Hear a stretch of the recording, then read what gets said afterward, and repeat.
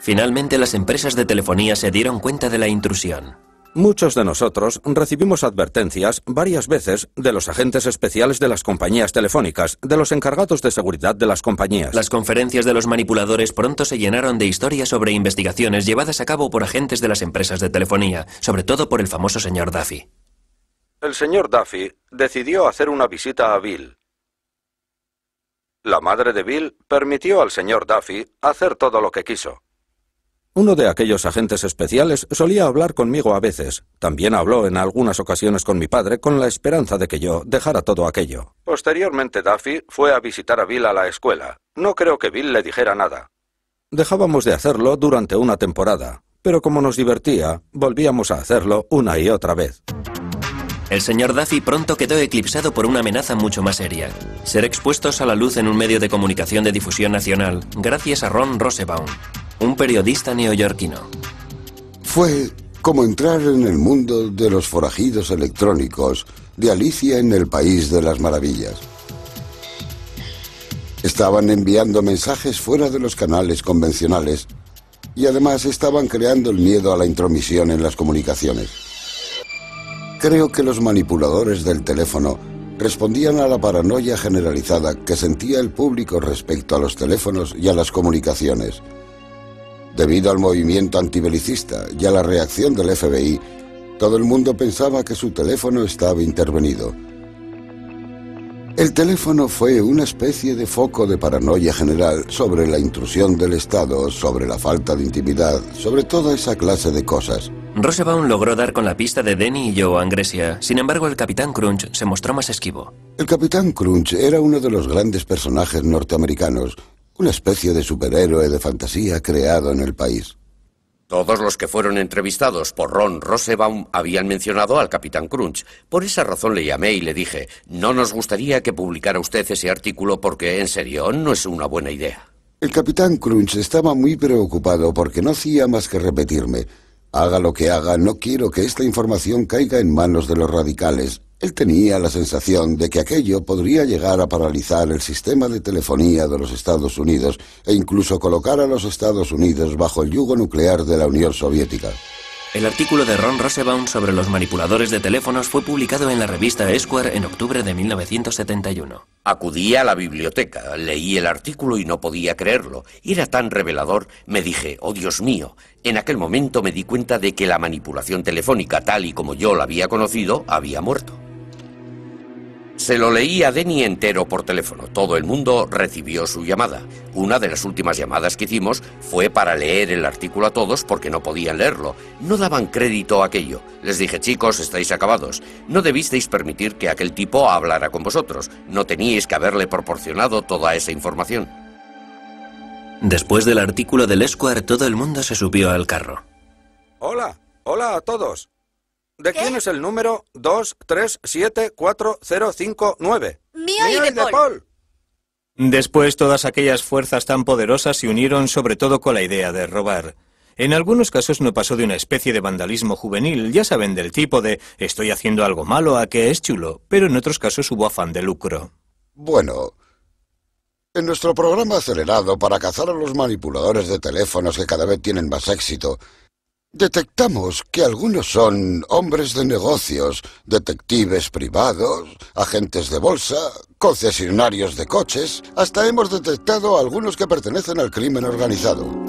La reacción afectó a los pioneros de la manipulación telefónica tan duramente como afectó a sus parásitos. Atraparon a los de Los Ángeles, atraparon a los de Seattle, atraparon a los neoyorquinos. Crearon jurados de investigación que lo analizaron todo. Y claro, todos los que atraparon tenían mi número. Y fui declarado responsable de todo a cuenta del artículo. Las autoridades actuaron con mano dura. La posesión de una caja azul podía suponer 2 años de cárcel.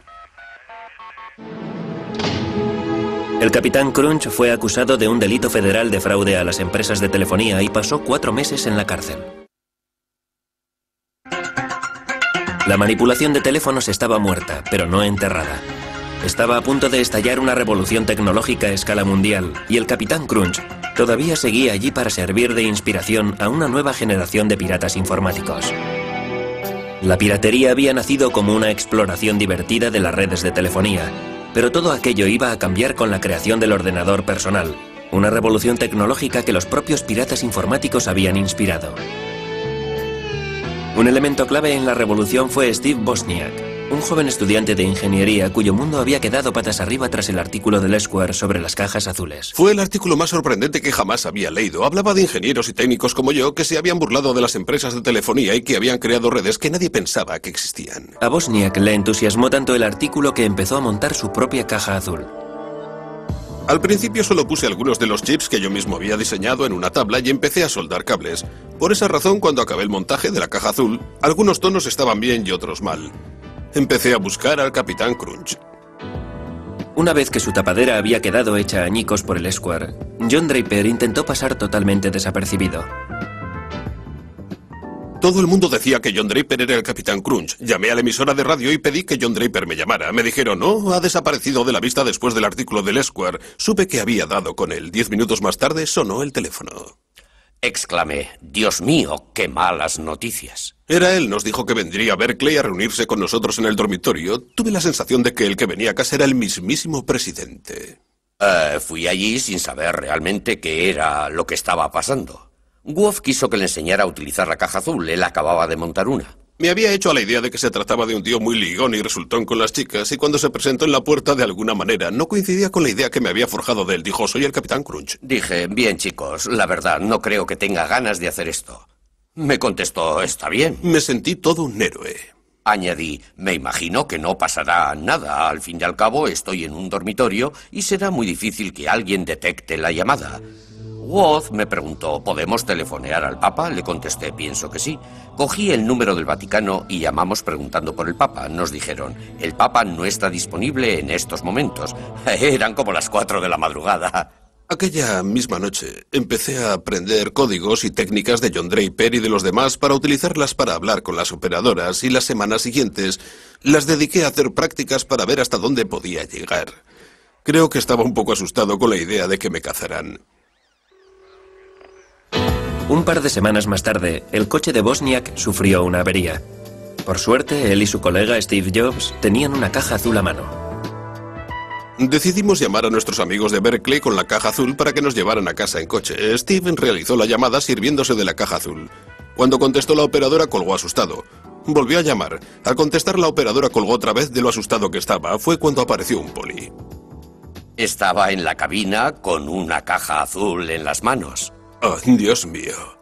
Seguro que el poli pensó que éramos drogadictos porque yo llevaba el pelo muy largo. Steve me pasó la caja azul y la introduje en el bolsillo de mi abrigo. Me preguntó, ¿qué es esto? Si se pulsaban los botones emitían tonos, por eso contesté, es un sintetizador musical electrónico. El poli le dijo que estaba desafinado. Preguntó, ¿para qué es el botón naranja? ¿Es con el que pirateáis las líneas? Steve le contestó, es para calibrar. El agente preguntó, ¿qué hay que calibrar? Pasé miedo.